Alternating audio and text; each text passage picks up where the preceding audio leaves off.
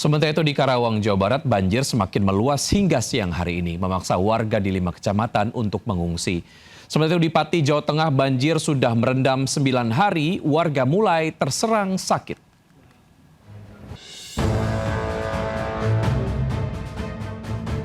Banjir terus meluas ke sejumlah wilayah yang terendam. Titik-titik sebelumnya tidak terdampak banjir di 5 kecamatan di wilayah Karawang. Sebelumnya di daerah ini air telah surut, namun kembali naik setelah hujan kembali turun. Warga kembali mengungsi dengan dijemput petugas. Disediakan pengungsian di beberapa masjid dan balai desa. Ketinggian air setengah hingga 4 meter merendam permukiman warga hingga sawah yang siap panen. Total rumah yang terdampak banjir mencapai 1.200 lebih dengan jumlah warga terdampak sekitar 2.500 jiwa.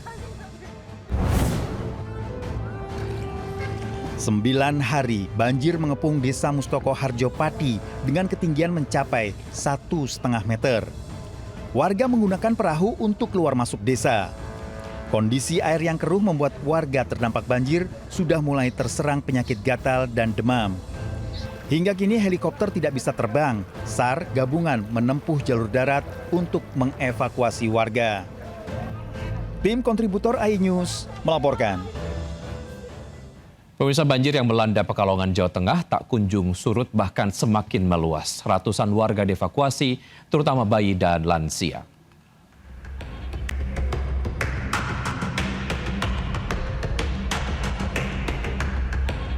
Aparat Polres Pekalongan mengevakuasi bayi berusia 15 hari beserta orang tuanya yang terjebak banjir setinggi 70 cm di Desa Pait, Kecamatan Siwalan, Kabupaten Pekalongan, Jawa Tengah.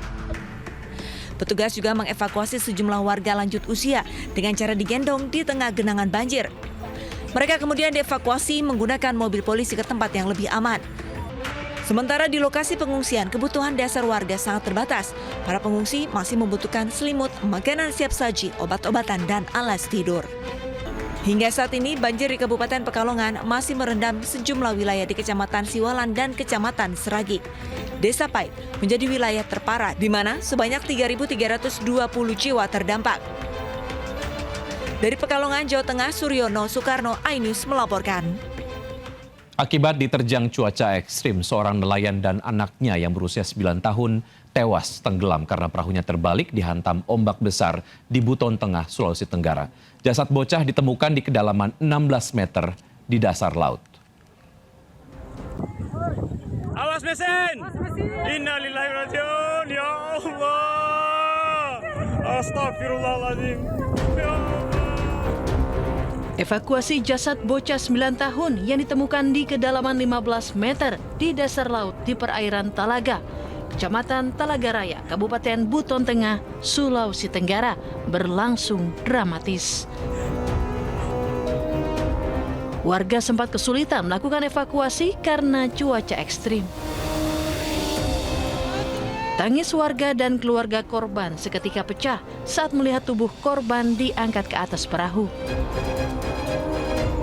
Sebelumnya, warga lebih dulu menemukan jasad ayah korban yang telah mengapung di permukaan laut. Kedua korban yang merupakan ayah dan anak sebelumnya terlihat hendak pergi menjaring ikan Sabtu sore menggunakan perahu berukuran kecil. 1 jam kemudian, warga yang sedang berada di tepi pantai melihat sesosok tubuh manusia dengan lampu senter yang masih menyala di kepalanya mengapung di permukaan laut. Polsek Talaga Raya menghimbau warga dan nelayan untuk tidak memaksakan melaut saat cuaca buruk. Dari Kabupaten Buton Tengah, Sulawesi Tenggara, Andi Eba, iNews melaporkan. Tim SAR menemukan puing-puing pesawat ATR 42500 yang membawa 11 penumpang dan hilang di kawasan Gunung Bulu Saraung, Pangkep, Sulawesi Selatan. 1 jenazah ditemukan di tebing dengan kemiringan ekstrim hingga 90 derajat.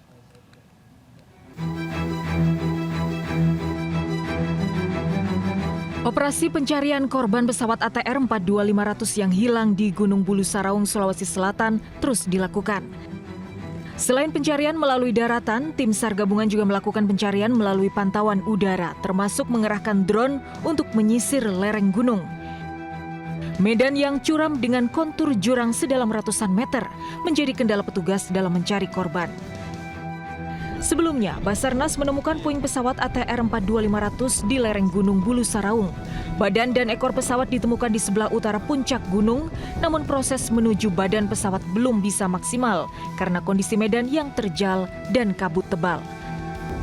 Sementara itu hingga siang ini baru satu korban yang berhasil ditemukan. Jenazah ditemukan di dinding tebing dengan kemiringan ekstrim hingga 90 derajat. Evakuasi dilakukan dengan teknik rappelling, yaitu menggunakan tali dari atas tebing. Setelah berhasil ditarik dari dinding tebing, korban rencananya akan segera dibawa menuruni jalur darat menuju posko Tompo Bulu. Pesawat ATR 42500 hilang kontak di Gunung Bulu Saraung pada Sabtu lalu.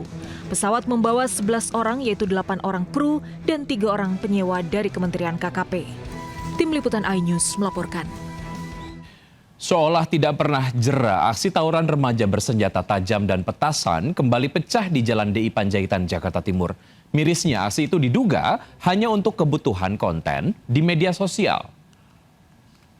Wow! Ayo, terus! Dua kelompok remaja bersenjata tajam saling serang di ruas Jalan DI Panjaitan, Jatinegara, Jakarta Timur. Bahkan, ruas jalan dari arah Cempaka Putih menuju Cawang sempat tak bisa dilalui akibat aksi tawuran.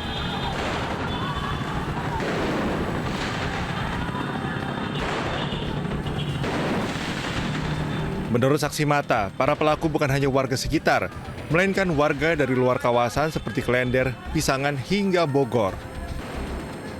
Diduga tawuran sengaja dilakukan untuk membuat konten di media sosial. Warga berharap pihak kepolisian terus berpatroli sebab tawuran kerap terjadi di kawasan ini dan sudah sangat meresahkan warga. Dari Jakarta, Rizky Falufi, iNews melaporkan.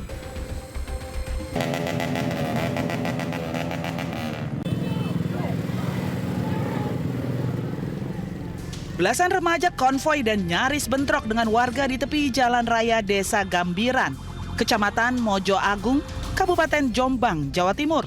Remaja ini konvoi sambil melempari warga dengan menggunakan batu. Untuk menghindari kondisi yang lebih parah, polisi yang mendapati laporan dari warga langsung datang ke lokasi. Petugas menangkap belasan remaja yang diduga anggota salah satu perguruan silat tersebut. Oleh petugas, para remaja ini digiring sambil mendorong motornya ke Mapolsek Mojo Agung. Setelah dikumpulkan di Mapolsek Mojo Agung, penanganan para remaja ini akan dilimpahkan ke Mapolres Jombang.